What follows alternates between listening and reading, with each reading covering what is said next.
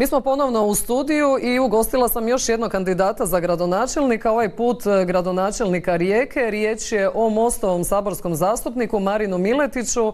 Gospodine Miletiću, dobar dan i dobrodošli u program N1. Dobar dan, lijep pozdrav vama i svim gledateljima N1 televizije. Evo, gospodine Miletiću, sad smo vidjeli, nastavlja se cijepljenje saborskih zastupnika drugom dozom cjepiva. Jeste li se vi cijepili uopće?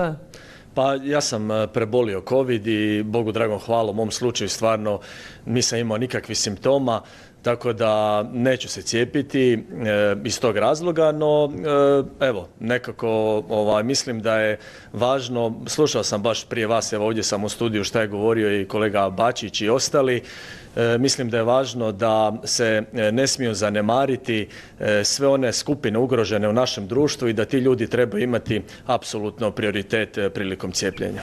Da, ovdje je nastala jedna kontradiktorna situacija. Krenuli smo s pričom da doći će cjepivo, a ljudi su nepovjerljivi, pa se ide cijepiti vlada, pa se idu cijepiti zastupnici da pokažu kako cjepivo nije opasno, kako se treba cijepiti. Sad smo došli u situaciju da cjepiva nema, jer znamo iz kojih sve razloga, da ljudi zapravo čekaju na cijepljenje, a da postoje povlaštene skupine koje se cijepe, neki preko reda poput rektora Borasa.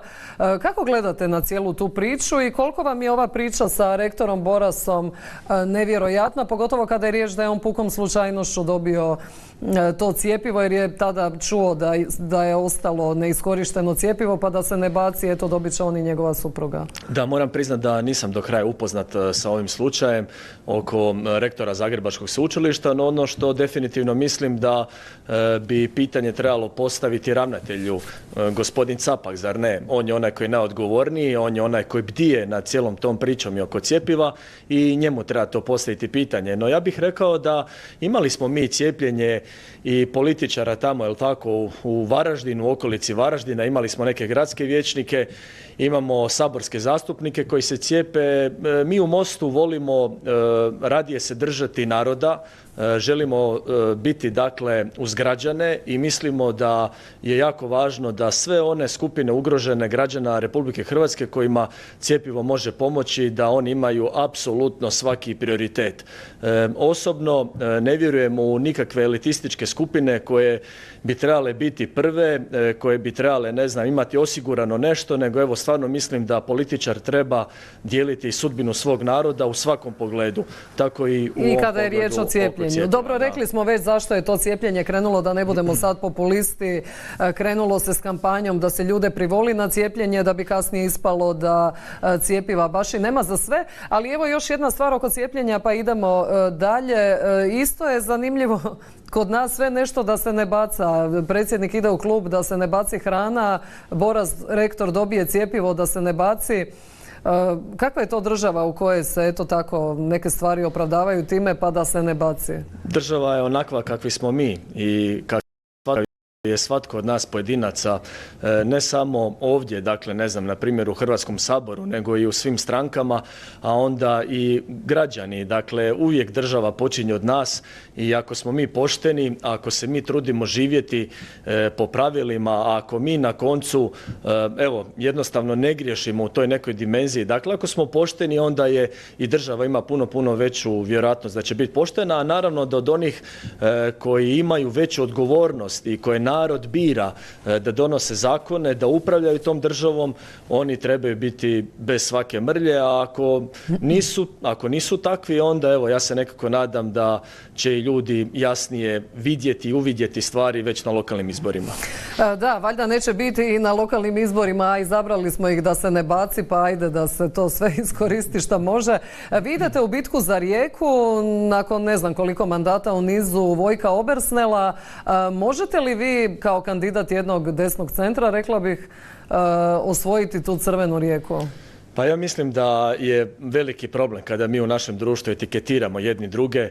Ali nije to etiketa. Mislim, znala sam da ćete mi to odgovoriti, samo moram reći, tradicija je da u Rijeci vlada ljevica. Znači, nije nikakvo etiketiranje. Ne, nisam ja mislio u tom pogledu. Ja sam mislio u pogledu kada, na primjer, vi mene svrstavate i kažete, ne znam, Crvena Rijeka, desni centar i tako dalje. Pa Most je desni centar. Pa evo, ako dopustite. Dakle, naravno, kao politička opcija da imamo jednu svoju dimenziju koja je vrlo jasna i jasnih vrednota, mandata, no s druge strane mi smo svi pojedinci i mi smo individue koje činimo određenu političku stranku, a kao takvi imamo svoj razum, razboritost, svoju savjest, donosimo odluke, evo, tako da u toj dimenziji ja sam rođeni Riječanin, završio sam gimnaziju u Rijeci, Filozofsko-teološki fakultet u Rijeci, osjećam bilo svog rada, zato jer sam tim ulicama hodao, tu sam bio sa svojim prijateljima, znam točno koji problemi brinu, dakle, moje sugrađane i ja sam stvarno veliki optimist. Imam, dakle, moja matematika izborna je vrlo jasna, ja idem u drugi krug, a vidjet ćemo ko će biti s druge strane, izboriti se za taj drugi krug.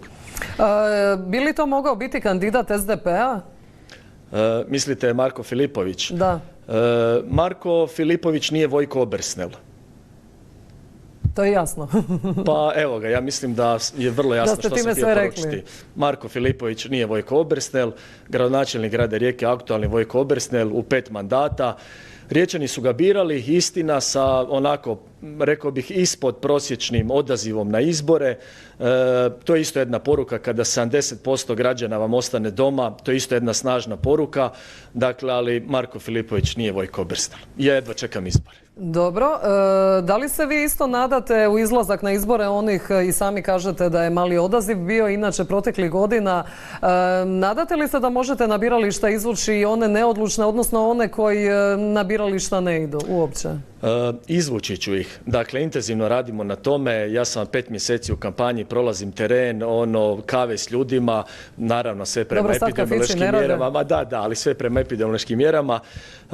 To se događa. Dakle, ne znam, evo, prekjučer mi je u stožer naš koji imamo u centru grada došao pripadnik češke nacionalne manjine koji 15 godina živi u Rijeci i rekao mi je: Marine, znaš šta, evo, dakle, on je posebno aktivan na području kulture i rekao je: prošao sam osobno, ušao sam u neke stranke, razgovarao sam tamo s ljudima, ali meni je jasno da jedino ti donosiš promjenu u našem gradu.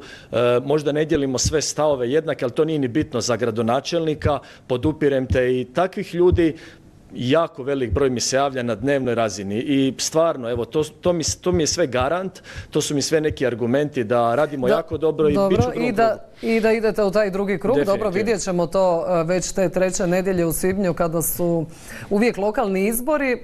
No, na što ste se najviše fokusirali kada je o Rijeci riječ i koji su najveći problemi Rijeke? Je li to isto sad neka već mreža klijentelizma? Znamo kad gradonačelnik je dugo godina, više mandata uzastopno na vlasti, da se onda tu doista stvori jedna interesna skupina kako u Zagrebu, tako i u Rijeci. Koliko vi možete se uopće probiti kroz tu mrežu ako budete u prilici preuzeti Rijeku? A bit ću u prilici, ja ću biti gradonačelnik Rijeke, ali kada bih se htio našaliti, možda bih mogao reći da gradonačelnik postane Papa Franjo, ne bi bilo dobro 30 godina.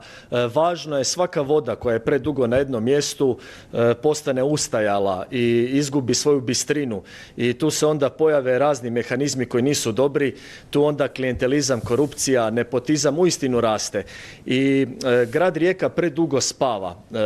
Moju Rijeku treba probuditi, dakle, naš grad treba novu energiju, naš grad treba poštenje i slobodu struke. To je ono što ja donosim svojoj Rijeci i uvjeren sam da ću u tome uspjeti. Znate šta, odluke su se donosile u jednim malim skupinama, u nekim možda i čudnim atmosferama. Ja to ne želim. Dakle, želim napraviti od svog ureda dnevni boravak za moje Riječane. Želim na jedan način napraviti možda nešto što ne bi svatko napravio. Ja ću depolitizirati svoju ulogu. Ja ću depolitizirati... A kako je to moguće? Kako je moguće depolitizirati političku funkciju? Gledajte, znate kako? Spustite prvo, dakle, moć odlučivanja na kvartove. To je jedan važni dio mog programa, kvartovska politika. Neću se obraćati svojim Riječanima 3 mjeseca prije izbora, pa znate kako ono rade, malo nešto tamo zakrampaju cestu, sad krenu rezat neke vrpce, a onda ostale kad osvoje vlast, onda političari, nerijetko, ne svi, naravno, ne smijemo generalizirati, 3,5 godine zaborave na svoje sugrađane. Ja neću biti takav. Dakle, u doslovnom smislu ću tražiti da moji sugrađani sudjeluju u kreiranju svih onih važnih odluka, tražit ću od svojih Riječana da budu aktivni, da ne budu pasivni i to sa mojom energijom ja mogu. A dobro, to sad mi zvuči kao neka revolucija. Kažete, spuštate na kvartove, uključujete ljude u odlučivanje. Pa meni to ne zvuči loše, je li, revolucije. Revolucije mogu biti dobre, je li, dakle, moraju biti Ali kako to uopće operativno i tehnički provesti? Gledajte ovako, dakle imamo struku, dakle šta je stvar? Dakle moja uloga je da napravim atmosferu, da bude ambijent dobar, da maknem nepotizam i korupciju, a onda u toj priči vi otvorite vrata slobodi struke i onda struka radi onaj posao, oni su u tome najbolji. Dakle ne može gradonačelnik odlučivati koja je širina trake za plivanje na bazenu i koliko će biti rukometno igralište. Dakle tu imamo struku, a okružio sam se ne nekim sad mladcima koji evo su na početku svog života pa ne znaju gdje će šta, nego sa ljudima u zrelim godinama, u najboljim godinama svog života, koji su vrhunski stručnjaci, koji su pošteni, nema oko nas nikakvih interesnih skupina, niko nas ne gura, nego guraju nas Riječani. Dobro, nema nikakvog krupnog kapitala, nema ništa, znači... Ništa, ja sam vam čist ko suza, to je, da. A dobro, ajde, možda je i to moguće, vidjet ćemo. Evo i za kraj da vas pitam, zapravo od svih kandidata koji se namjeravaju u Rijeci kandidirati, nekako ste i kao s pozicije saborskih zastupnika najprepoznatljiviji vi i Katarina Peović. Potpuno su različite pozicije. Ona baš ne govori lijepo o vama, kaže da ste vi poraz civilizacije. Kako gledate na nju? Može li ona imati uspjeha u Rijeci? Ja mislim da je jako važno da mi imamo dobrih i kvalitetnih, poštenih političara na ljevici. I stvarno mislim, rado kada srećem kolegicu Peović po saborskim hodnicima, uvijek je rado pozdravim i ona mi odzdravi, tako da vam sad ovo malo čude ovako izjave, ali dobro, znate kako neki političari pa sad u javnosti tako govore šta govore, što možda njihovi birači žele čuti. No ja stvarno mislim da kolegica Katarina Peović vjeruje u to što govori i ja želim njoj i svim ostalim kandidatima svu sreću na lokalnim izborima. Znači o svima sve dobro i gledate svoja posla zapravo? Definitivno. Gospodine Miletiću, puno vam hvala na ovom gostovanju. Hvala vama.